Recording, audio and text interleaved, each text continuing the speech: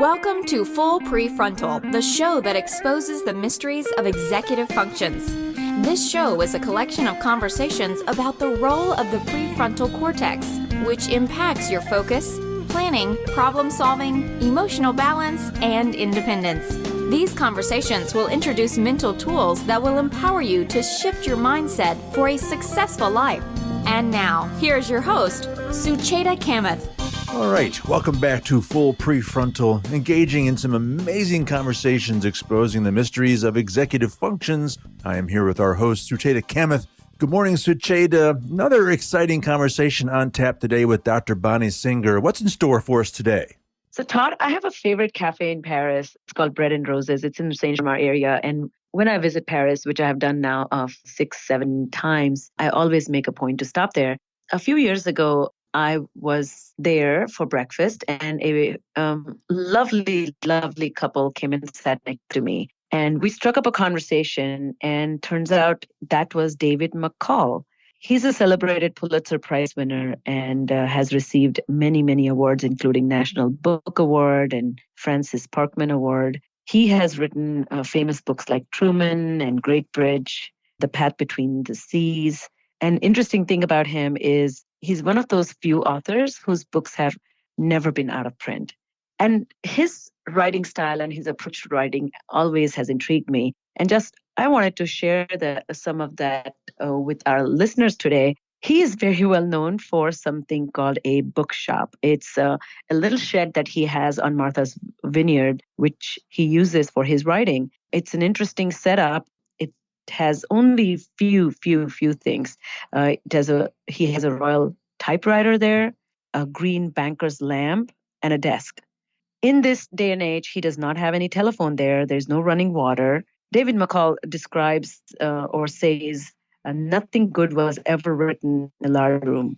He uses that place to flesh out his writing, his thoughts, and gets himself organized. It's funny that he instructs his family members as they approach the shed to whistle so that they can alert him that they're coming. I just found that very interesting because we're getting ready to talk to Bonnie, who is an expert in writing and how it relates to executive function.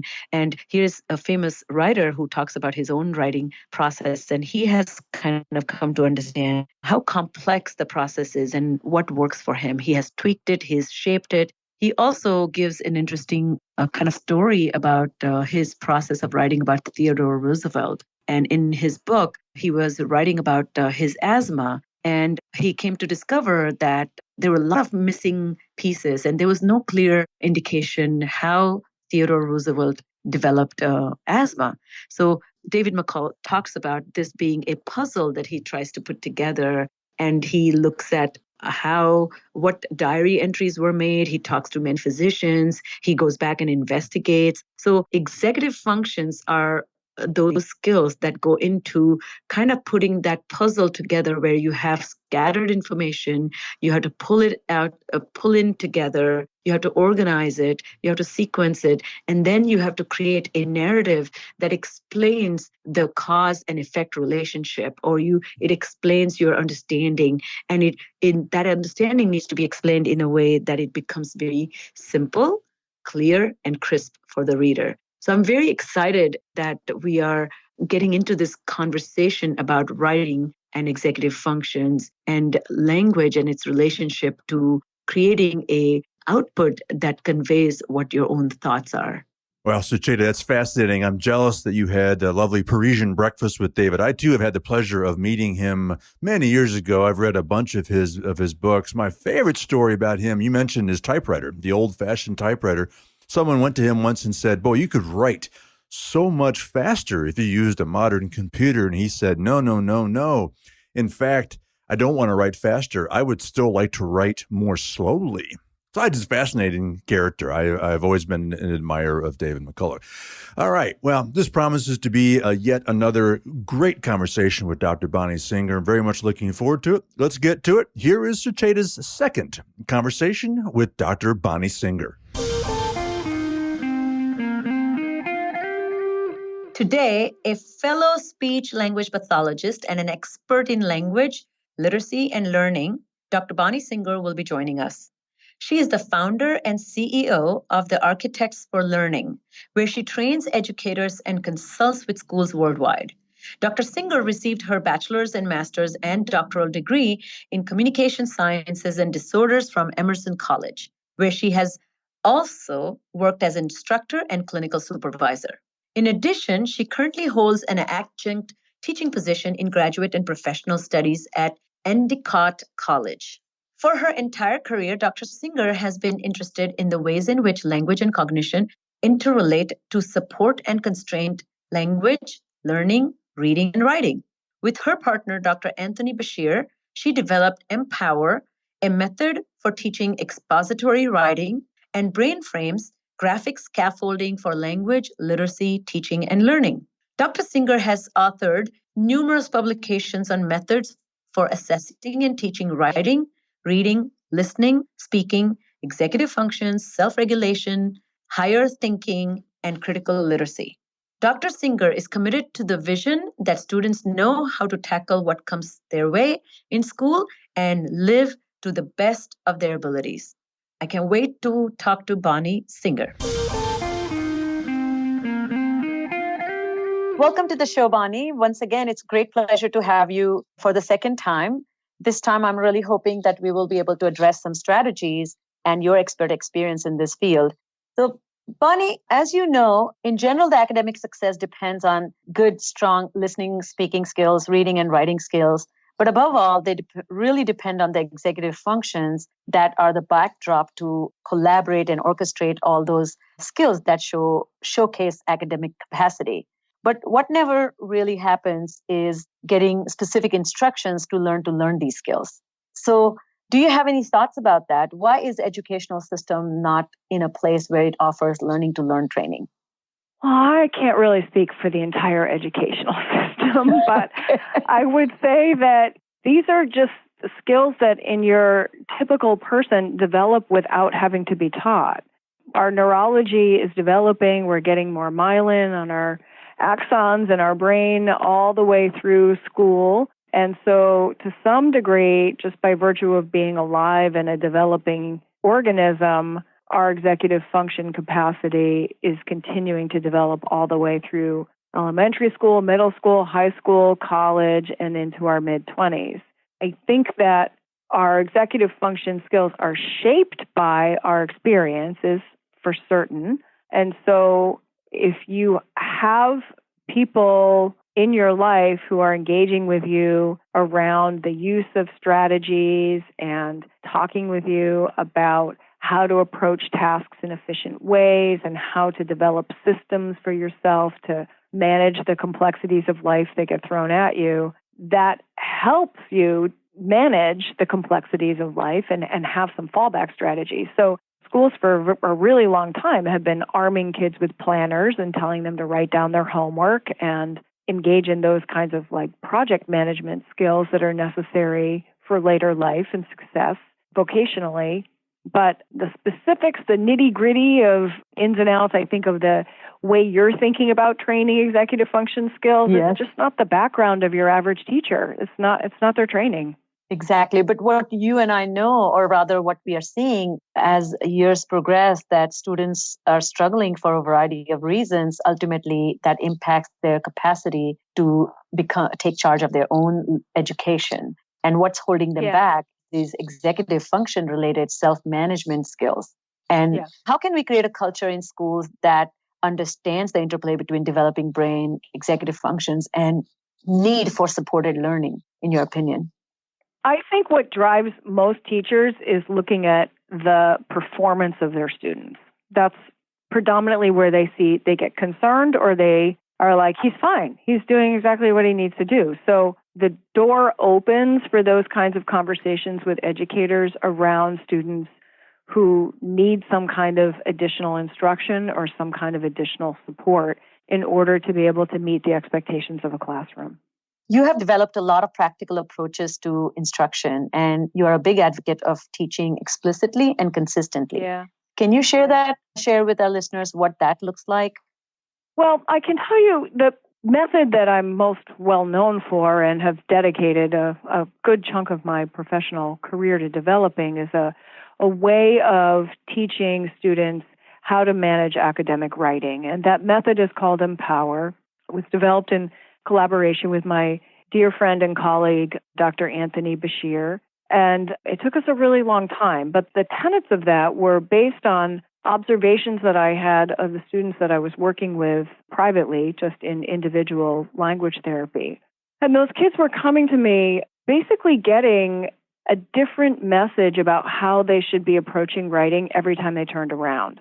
So their second grade teacher was using different strategies and a different approach than the third grade teacher, who had different graphics and a different way of doing things. And the science teacher did things differently than the social studies teacher, who was completely different from the ELA teacher. And so we had these vulnerable learners who weren't getting it and were really confused because everybody kept telling them to do it a different way.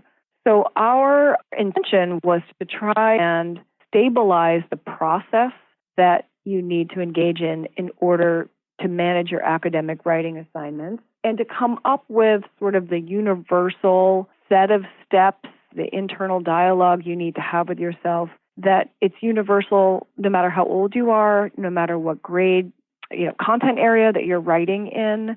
So we have a framework that can be used instructionally for starting in second grade, and it's the exact same framework and the exact same set of strategies, even if you're in 12th grade and beyond, writing a business plan. And it's the same conversation you're having with yourself and the same set of strategies you're going to tap into, whether you're writing for science or social studies or language arts or your electives and film history or whatever. Doesn't matter. The process is the focus, not the actual content. The complexity of assignments will change. The curriculum is going to change depending on where a student is in school. But we wanted to just help take some of the mystery out of how do you walk yourself through a very complex task with lots and lots of steps and moving parts, and really heavily arm students with how they can organize their thinking in their language. So in other words, you are kind of teaching them task management skills and giving them that organizational template, which has complete transferability, and it has that framework which can be expanded as you go through academic life from middle school to high school. It can be expanded. If you go from high school to college, it can be expanded. And that's such a wonderful and powerful way of teaching executive functions, because those with good executive functions have I call it laser vision to see the X-ray vision to see the backbone of information, the way information is laid out or the way information is structured.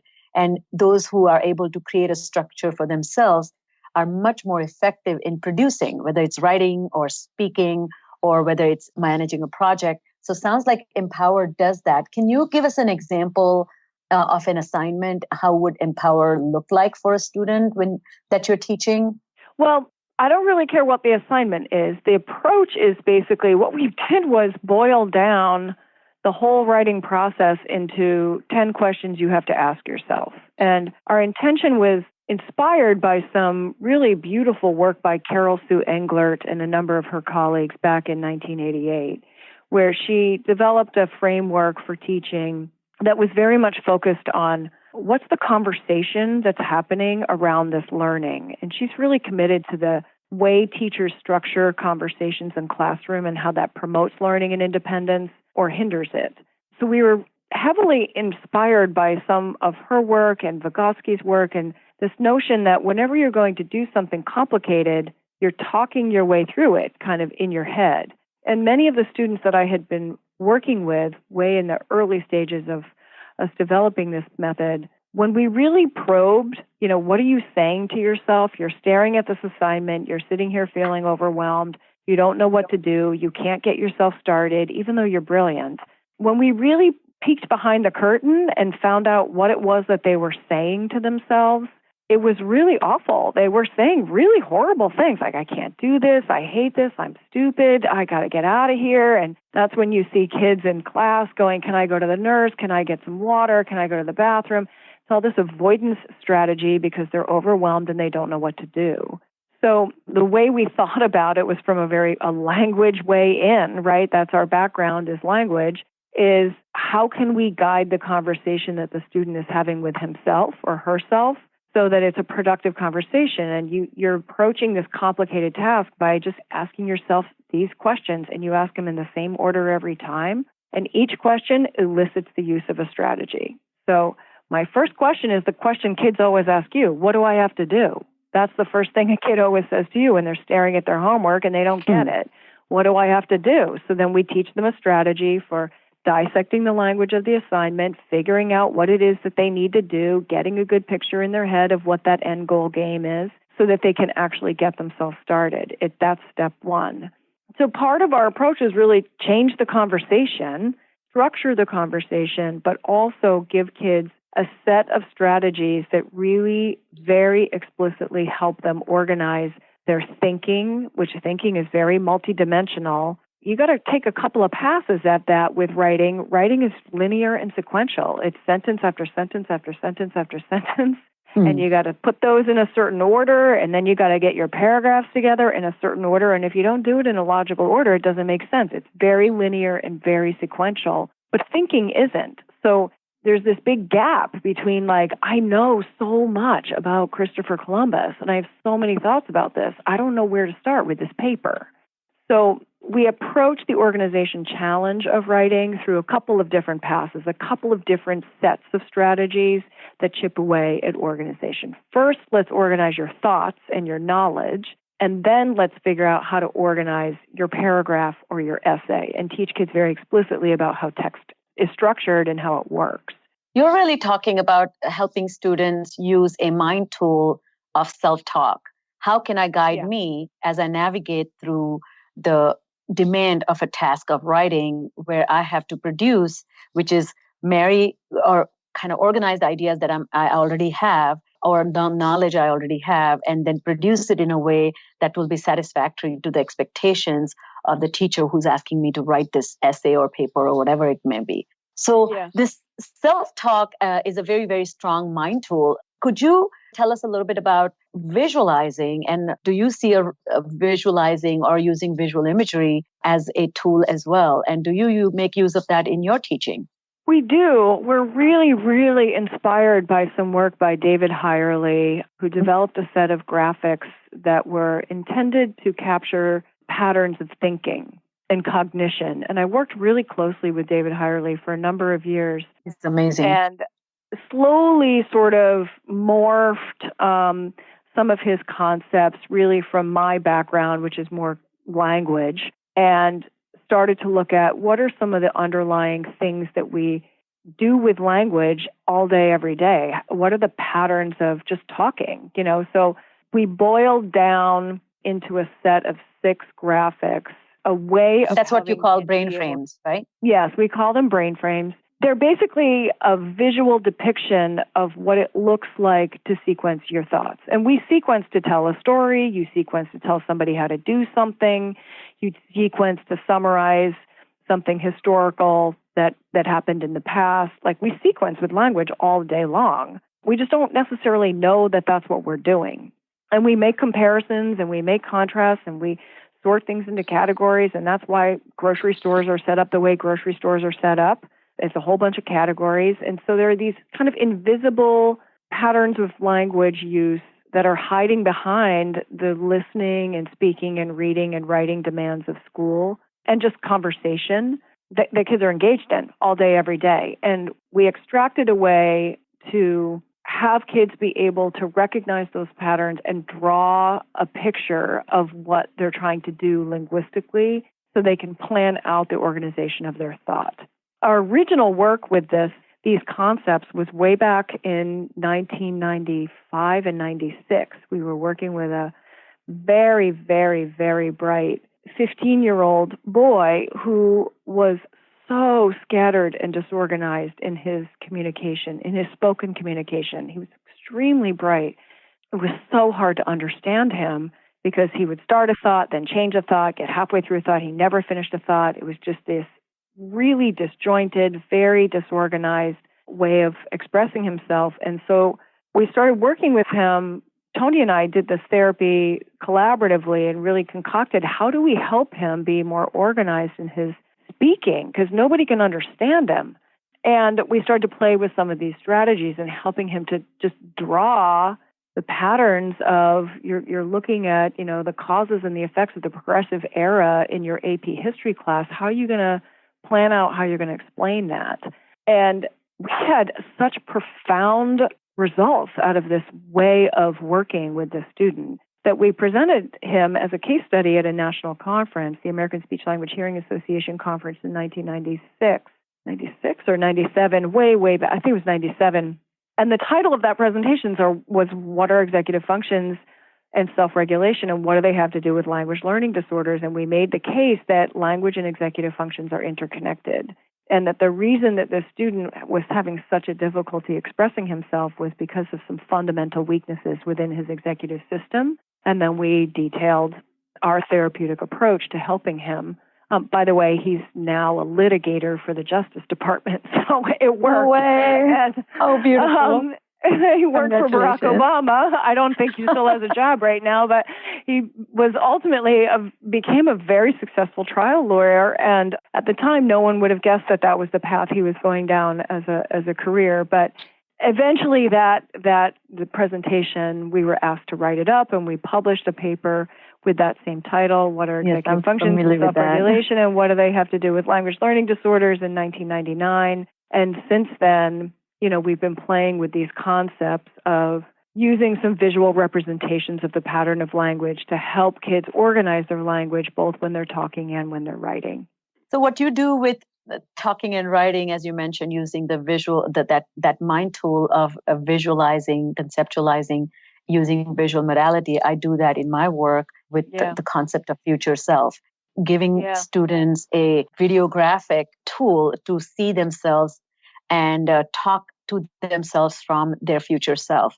And I find that incredibly effective, because the students who have no perception of passage of time, and they don't have this notion of self changing over time with effort, and particularly a self enjoying benefits that you have afforded to that future self because of the work you have done, those are the ones who are not connected or motivated or engaged in the work that needs to happen. And it's a very interesting way of particularly making a change in their planning, organization, and goal management, but towards a longer future, which is not a paper in 3 weeks, but really a 6 months later or a year later, how would you look like?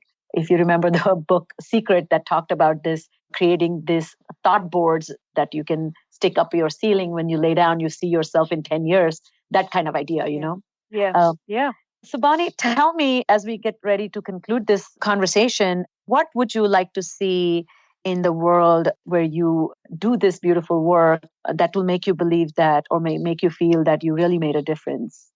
Oh, I see it every day, and the kids that we're working with, they blow my mind, and they make it worth getting out of bed every day. I mean, they're small changes. Recently I got an email from somebody out of the blue that I worked with 20 years ago, who I diagnosed him with dyslexia when he was 6 years old, and worked with him for a long time when he was little. He had a reading tutor, and then I helped him with his writing.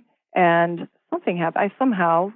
I think I moved, somehow disconnected with this student, but he looked me up over 20 years later and sent me this most beautiful email. There's a blog post on my website with a portion of it where he just wrote to say thank you. He's now a merchant marine. He makes 6 figures a year. He's wildly successful and respected by his shipmates, and we were reflecting on how hard he had worked as a student. He had some real learning challenges. He had ADHD and he had dyslexia, and just what that was for him, what kinds of sacrifices he had to make as a young student, sometimes for, to go to reading tutorials or extra special ed help or extra speech and language services in the summer, what kinds of things he had to give up. And the thing that he said that just, it made me sob was, I want you to know it was all worth it. And it changed his life. And he's an awesome adult. He's awesome. And those kinds of, a lot of times you do this work, you pour yourself into little kids or big kids. We see a lot of kids now in college, and we have a college program for kids with executive function challenges in my office here. And so all ages, I've had the pleasure and honor of working with kids of all ages my whole career. to see their success is extraordinary. And sometimes success for a student is just the teeniest little shift. The teeniest little shift. I'm following this little boy with mosaic Klinefelter syndrome, which is a very rare syndrome with lots of challenges to it, and he is just an extraordinary being. And I went to his team meeting the other day, and for the first time in the 5 years that I've been following him, I watched him read and then noticed that he had made a mistake in how he was pronouncing a word and stop and self-correct. Oh. And it was monumental. Like, I wanted to stand on the top of the desk in the classroom and go, he did it! He noticed!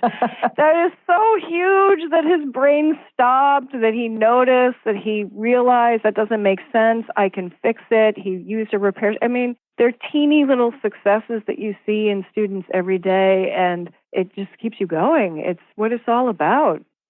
Thank you, Bonnie, for all that you do, and I'm so happy that you shared those stories with our listeners. Yes, as you said, you're pouring all of you, and life changes, even if it is tiny bit. It's the direction that sets them on a path of success forever. Yeah. So before we let you go, should anyone have any questions, Bonnie, or want to learn more about your work, where should they go? The best place is our website. It's architectsforlearning.com.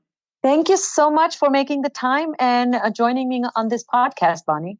It was my pleasure. Thank you so much. Wow, another great conversation with Dr. Bonnie Singer. Sujata, what a great chat that was. It truly was. I think the reason I'm going to take a minute to give an overview of the whole process of writing, because it's such an important academic skill. And it is extremely essential, but not a lot of thought goes into how does it develop? How does it get mastered? So quickly, if you think about writing, to write, we need ideas. And where do these ideas come from? They come from reading. Then they come from understanding what you have read. The most important executive functions that go into writing is one needs to use an internal personal filter to decide the relevance and importance of that idea that you want to talk about. So once you settled down on the right ideas that you want to convey, then you need a little map, a map of writing. And you need details to support those ideas. So those details, again, come back from the text or the reading or understanding that you have done. Without details, you can't really expand on what your understanding is. And that's what we do in writing. And finally, you need a method to elaborate that using the structure that exists. We call it beginning paragraph. We call it body. We call it conclusion paragraph. We call it a punchline, or the statement that we make in the thesis that we support through our writing, and then we do a conclusion of it. These orchestration of idea expression is what collectively we call writing. And Bonnie did such a good job of helping our listeners understand that. And thank you for giving us an overview of that. So thinking on that, so walk us through how reading, writing, and planning are connected to each other. They certainly are very much internally connected. And that's her first takeaway, that language and executive functions are interlinked, and reading and writing is what makes language, and planning and organizing is what executive functions are. There are enough smart students that can't express themselves because of the problems with executive functions. And the outline that I discussed earlier, what writing constitutes, the executive dysfunction makes it harder for these students to express their understanding in a sequential, organized manner. And that's where language meets a plan, and then plan is executed into writing. So why should educators teach reading and writing explicitly? Well, that was the biggest point that Bonnie emphasized, and that's a second takeaway from my own experience of being in this field of training students to develop these complex abilities related to writing. The point that I see, and Bonnie also shares with me, that teachers have no specific background in teaching executive functions. They are left to evaluate performance. And when you evaluate performance, then you are deducing what made a performance a stellar performance and what made a performance a poor performance.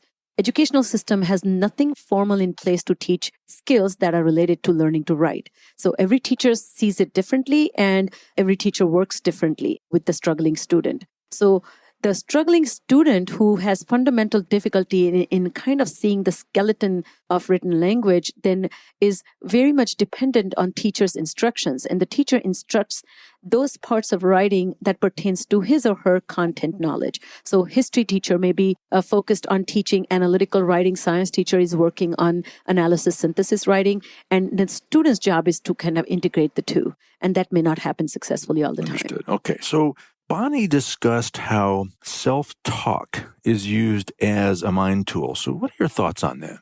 Yeah, and Bonnie has spent a lot of time researching this field of self-guided, self-directed talk, which means the student is talking to himself about what he is doing or what he is about to do. And she, in fact, has put together this Empower system, which is an acronym, of course, and we will link it on our podcast website. Empower is a system which is a 10-question, the guided questions that students can ask themselves to complete a writing assignment. So what this actually allows is it allows the student to externalize the actual process of executing a plan. And this also stabilizes the academic writing process. So talking to yourself to go from step 1 to step 2 and then going from step 2 to step 3 is instead of relying on external cues from a teacher, the student can guide himself through those conversations he can have with himself. Well, Bonnie also mentioned using visual aids. So any comments on that? There's a lot of work that has been done in the field of using graphic organizers as tools for writing. I began by describing the writing process, and I said that writing is elaborating on the ideas we have. And many students with executive dysfunction struggle in even conceptualizing their own ideas.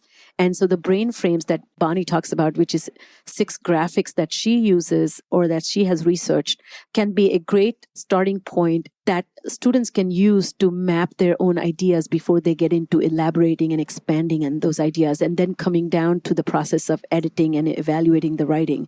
So this visual depiction of the thought sequences can really help students who cannot do that in their working memory. What's the most important thing that parents and teachers need to remember about this, that language is very pattern-centric, and it has its own patterns that depicts beginning, middle, and end. And we in cognitive neuroscience call that schemas, and those schemas can be expanded and collapsed into compact things. And when a good teacher or tutor or trainer focuses on teaching those templates, it can really improve or enhance listening skills, speaking skills, and eventually writing and then conveying ideas in many forms of writing. In conclusion, I want to emphasize writing is a complex process, and it calls on orchestrating many underlying cognitive abilities. So we must teach writing, and we must teach writing using aids or tools. And in end, the important part of teaching writing should include how a student chooses the right tool for himself. And that is how I see a successful writer emerging from the process of teaching writing. An awful lot of really important stuff to ponder here. And as I said, Sucheta, a great conversation with Dr. Bonnie Singer. Unfortunately, all the time we have for today. So on behalf of our host, Sucheta Kamath, and all of us at Cerebral Matters, thanks for listening today, and we look forward to seeing you next week on Full PreFrontal. Thank you for listening to Full PreFrontal, exposing the mysteries of executive functions. To contact our host, Sucheta Kamath, and learn more about her work on improving executive functions, visit her website at cerebralmatters.com. That's cerebralmatters.com. Tune in next week for the next informative episode of Full PreFrontal.